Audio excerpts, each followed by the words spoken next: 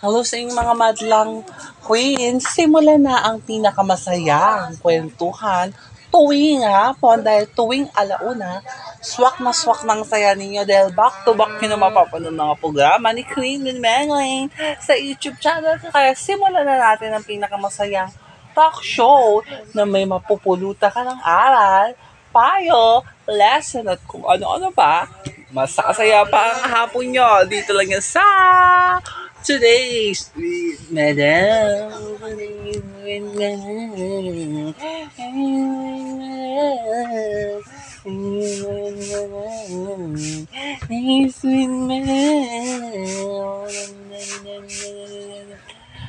Masasaya ang ating mga araw dahil masusulit ang mga araw ninyo kapag kami ang inyong kasama dahil may panibago tayong segments na aabangan.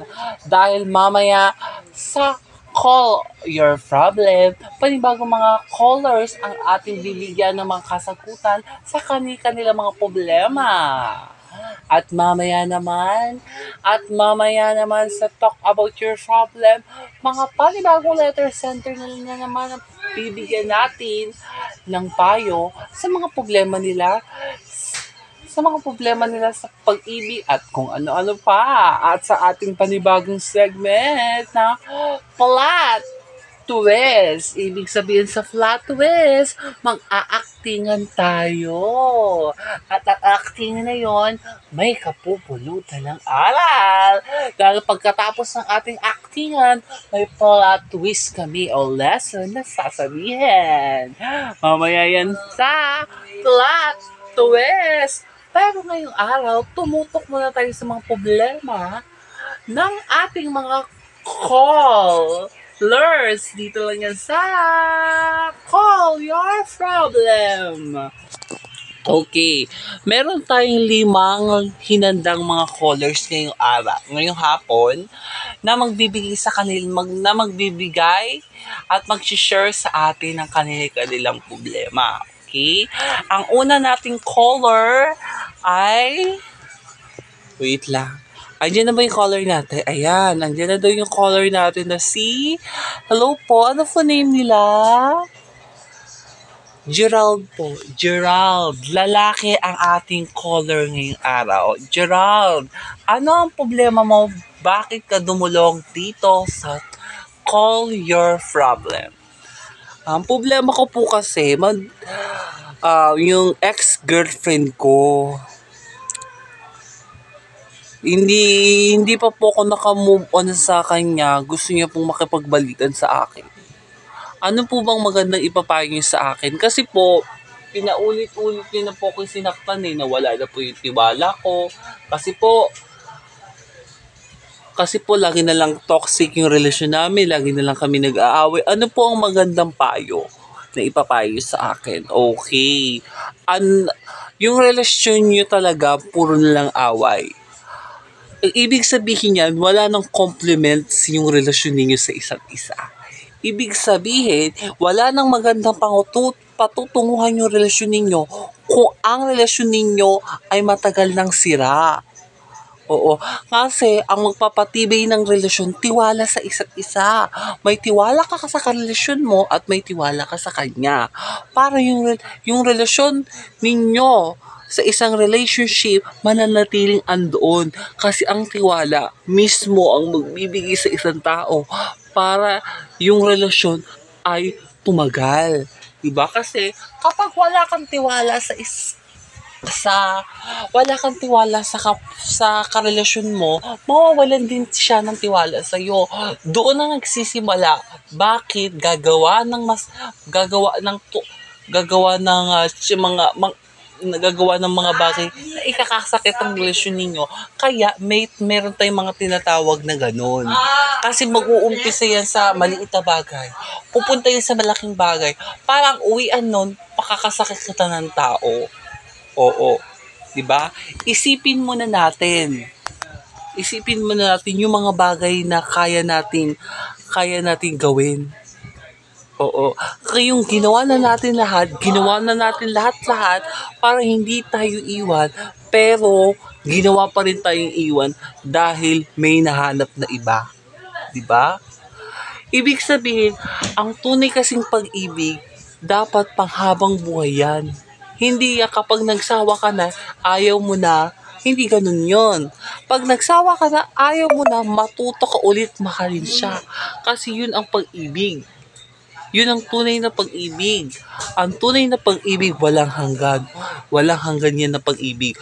Pag naramdaman mo yan, hindi mawawala.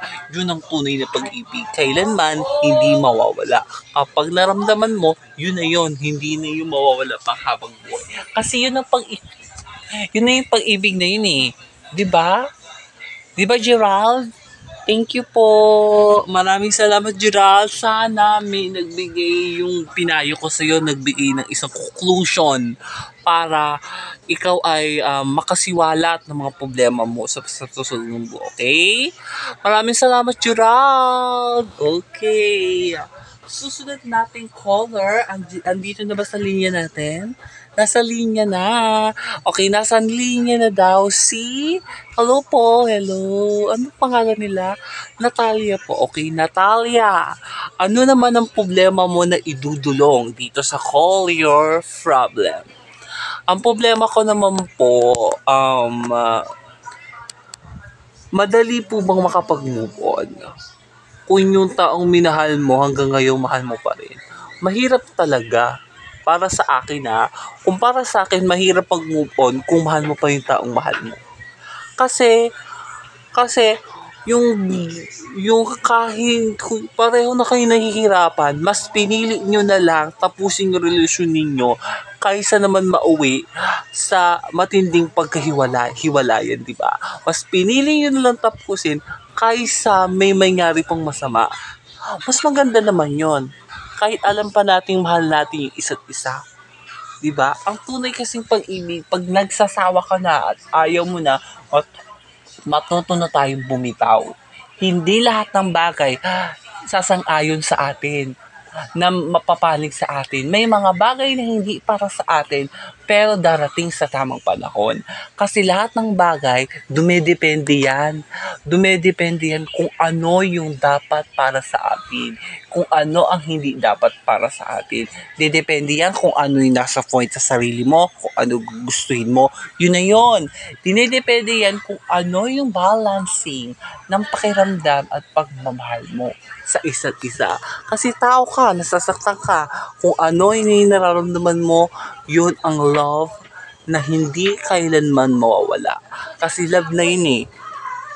Ang love pang habang buhay yan pag naramdaman. Pero kapag ikaw ay niloko, just once na niloko ka, hindi panloloko, nawala na yung tiwala mo eh. Pag once ang loko ka, ang lalaki sa isang babae, ibig sabihin yung tiwala na malaki na ibinigay mo, kakarampot na lang kasi nawalan ka na ng tiwala sa kanya. Okay? Sana nabigyan kita ng conclusion sa ibinigay kong payo sa iyo. Maraming salamat po, Queen Madam Magdalene. Maraming salamat, Natalia. Okay, susunod natin caller. Nasa linya na ba? Nasa linya na po. Nasa linya na. Hi, ano pangalan po nila? Hi, ako po si Evangeline. Evangeline, ano naman ang problema mo na idudulong dito sa Call Your Problem? Ang problema ko naman po, dito naman po sa aking boyfriend.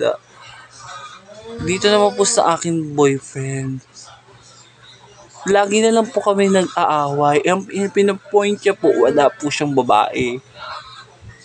Tapos po, nakita ko po siyang may kasamang babae. Ano pong mapapayo niyo sa akin para po mawala na po yung pag-overthink ko? Okay. Kasi ang pag-overthink, minsan yung iniisip mo, minsan nagiging tama. Diba?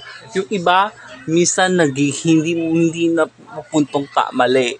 Nagiging mali. Kasi, alam naman natin kung ano yung pagkakilala natin sa taong minahal natin. Kung ano yung pagkakilala natin, yun yung pagkatao niya. Hindi na natin pwede baguhin yun. Kasi pag nagmahal tayo ng isang tao, kung ano ang pagkatao ng taong minahal natin, hindi na natin pwedeng baguhin yon. Kasi yun na siya eh. Kung ano siya, ipinapakita ng tao, yun yung tao yung ibibigay mo sa kanya. Kasi siya yung tunay na magmamahal. Siya yung tunay na magmamalasakit sa pagmamahal na meron ka. Ba? Isipin natin yung nararamdaman bilang tao. Kasi tao din tayo nasasaktan, may pakiramdam. Kung ano yung desisyon mo at hinala mo na may hinala ka na ganun, ikaw na magdesisyon kung makikipaghiwalay ka na o hindi. Dinedepende yan sa nararamdaman ko, ano yung pakiramdam mo. Kung ano yung pakiramdam mo, doon sundin mo. Kasi minsan tumatama yung pakiramdam natin kung ano yung sasabihin natin. Dinedepende yan kung ano yung nararamdaman at dinedepende yan kung ano yung sinasabi ng isa't isa. Dinedepende din yan kung ano yung pakiramdam. Okay? Maraming salamat, Evangeline. Sana nabigyan ko ng conclusion yung mga sinabi ko sa'yo. Okay? Maraming salamat po, Queen Evangeline. Maraming salamat din, Evangeline. Okay, next caller naman natin. Hello po. Anong pangalan na? Nicole po. Nicole, ano naman ang iyong problema na idudulong sa amin? Problema ko naman po, single mom po ako. At wala pong sustento na ibinibigay po sa mga anak ko. Meron naman po kaya ko naman po buhayin yung mga anak ko, pero po, tama po ba yun? Okay. Ibig sabihin, single mom ka at iniwan ka ng taong mahal mo at sumama sa ibang babae, ganun ba? Ibig sabihin yung wala na siyang kaamor-amor sa'yo. Ibig sabihin na walang kaamor-amor, wala na siyang pakialam sa'yo, hinahayaan ka na lang nila. Kasi pinagsawaan ka na eh. Hindi dapat ganon. Pag nagsawa tayo sa isang tao, hindi na pwede mong ibig sabihin sa akin ngayon sa harapan natin. Pag nagsawa ka sa taong mahal mo, iiwanan mo na agad. Diba? Kaya ka nga nagmamahal, yan ay panghabang buhay. Kaya nga, may sinasabi tayong may forever. Forever mo siyang mamahalin. Forever mo siyang kakalimutan. Kung ganyan naman yung sitwasyon, hindi na pwede natin ibigay kung ano yung the best natin. Ibigay natin kung ano yung kaya natin ipakita. Kasi kung ano yung kaya natin ipakita, yun ang nagiging point sa sarili natin na kaya natin gawin at kaya natin ipakita. Diba? Diba, Nicole? Sana nabigyan ko ng conclusion yung sinabi ko sa'yo. Okay? Maraming salamat, Queen Manamangling. Maraming salamat din, Nicole. Last caller natin. Nasa linya na natin hello po. Ano pangalan nila? Christine po. Christine, ano naman ang iyong idudulong ng problema sa amin? Kasi po, yung relasyon po namin ng boyfriend ko po, lagi na lang po nagsiselos yung boyfriend ko sa akin. Kahit wala naman po siya kaseselosan. Ano po yung gusto mong ipayo po sa akin? Okay. Ano yung gusto kong ipayo sa'yo? May karelasyon ka na walang magawa, wala naman dapat pagsilosan. May magsiselos siya at magsiselos. Kasi may mga taong hindi nakokontento kung ano ang meron sila. Dapat makontento po tayo kung ano meron tayo. Kasi nakokontento din yung babae kung ano ang meron sila. Dapat makontento din tayo kung ano ang meron tayo. Kung wala namang kaselos-selos, huwag kang dapat magsiselos. Ang selos sinasalugar yan. Hindi yan inaaraw-araw at hindi yan pwede mong idulong kung saan-saan kasi meron yan pwede. Ang selos, hindi dapat yan kung saan-saan bagay mo pinapahalat. Oo. Sinasulugar yan. Hindi pwedeng kinausap mo lang yung lalaki, magsiselos ka na agad. Hindi mo pwedeng nagtanong ka lang sa lalaki, kakasaselosan mo na agad. Ba? Hindi pwede lahat ng bagay pinagsisilosan mo. Okay? Sana naman, Christine, nabigyan ko ng tugmaan yung mga sinabi ko sa iyo. Maraming salamat po. Maraming salamat, Christine. Okay. Sana nasagot ko ang mga problema ninyo dito sa Call About Your Problem. Okay? Ang mga problema ninyo, idulog at itawag na dito lang yan sa Call About Your Problem. Okay, ituloy-tuloy na natin to. Go, Queen Madam Magdalene.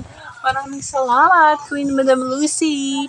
Ngayon naman, mga problema naman natin ng ating mga letter sender, sasagutin na natin yan. Dito lang yun sa Talk About Your Problem.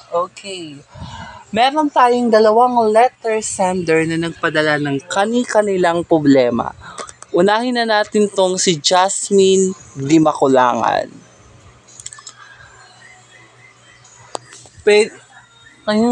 Yung nang mahal po ko ng isang mahirap tapos mayaman po ko. Meron po bang mali doon? Walang mali doon. Kasi, walang mali doon. Wag nating pakialaman yung sasabihin ng ibang tao. Kung alam naman natin nagmamahalan tayo, go lang natin. Kasi walang imposible pag nagmamahal tayo. Pangit ka man hindi, kamahal-mahal ka. Kung ano ang kasiraan mo, may karapatan ka magmahal. Kasi karapatan din natin yan sa sarili natin. Tao din tayo may pakiramdam tayo Kung ano yung pakiramdam natin, sundin natin. Kung ano yung sinasabi ng puso natin, kung ano yung nararamdaman natin, yun ang gawin natin. Kasi yun ang dapat. Okay? Next letter sender natin ay si Louie Pay Dixon. Sabi ni Louie, ano po yung mapapayo niyo sa akin sa mga taong hindi pa nakakapag-move on? Kasi pag hindi ka pa makapag-move on sa taong mahal mo, ibig sabihin nun, may mga taong hindi mo kaya ibigay yung worth mo sa kanya. Yung hindi ka na worth it para sa kanya. Yung ibinigay mo na lahat, nagawa ka pang rin lokohin. Bakit may mga taong ganun? Di ba? Iniisip natin yan. May mga taong binigay mo na lahat, hinilako ka pa rin. Isipin natin. Pag tayo nagmahal, kilitisin muna natin ang taong mamahilin natin. Kasi lahat tayo nagmamahal Pag nagmahal tayo, kilitisin muna natin ang taong minahal natin bago tayo magmahal. Pag kilala natin yung tao, tsaka natin ibigay yung matamis na oo na dapat talaga natin ibigay sa kanya kapag worth it siya para sa'yo. Okay, maraming salamat sa mga nagpadala ng kanilang mga problema dito lang sa Talk About Your Problem. Huwag kayong aalis dahil andito na si Queen Madam Roxy. Go, Queen Madam Roxy. Maraming salamat, Queen Madam Magdalene.